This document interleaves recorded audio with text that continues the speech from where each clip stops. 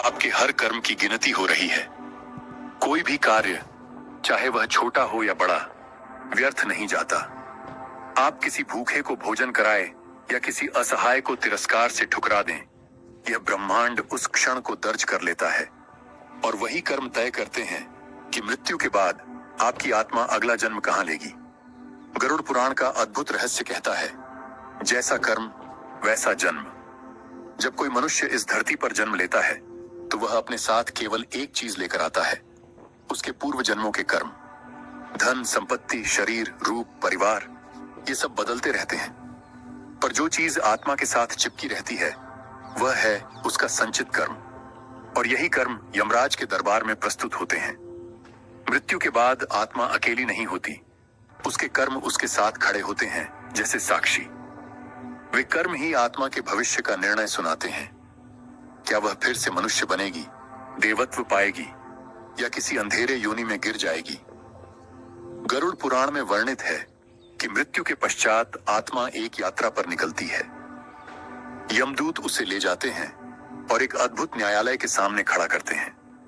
वहां उसके जीवन की किताब खोली जाती है। उस किताब में कुछ भी छुपा नहीं होता। हर विचार, हर क्रिया, हर पाप और हर पुण्य वहां अंकित होता है।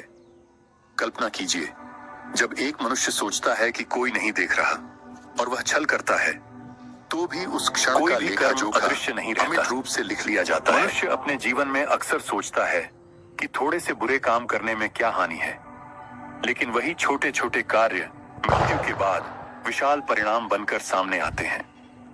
गरुड़ पुराण बताता है कि यदि कोई जीव क्रूरता करता है, जानवरों को पीड़ा देता है, तो अगले जन्म में वही आत्मा पीड़ा भोगने के लिए नीच योनि में जाती है, कभी पशु के रूप में, कभी कीट के रूप में। वहीं जो मनुष्य दया, करुणा और सेवा करता है, वही आत्मा अगले जन्म में उच्च लोकों की ओर जाती है।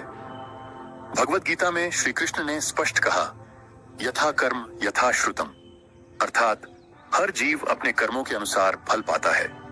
कोई भी व्यक्ति अपने कर्म से बच नहीं सकता, चाहे वह राजा हो या भिखारी। कर्म का नियम सब पर समान रूप से लागू होता है। यही कारण है कि एक ही परिवार में जन्मे दो भाई बहन का जीवन इतना भिन्न हो सकता है। एक समृद्धि पाता है और दूसरा दुख। यह किसी ईश्वर की अन्यायपूर्ण लीला नहीं, बल्कि उनके अपने कर्मों का परिणाम है।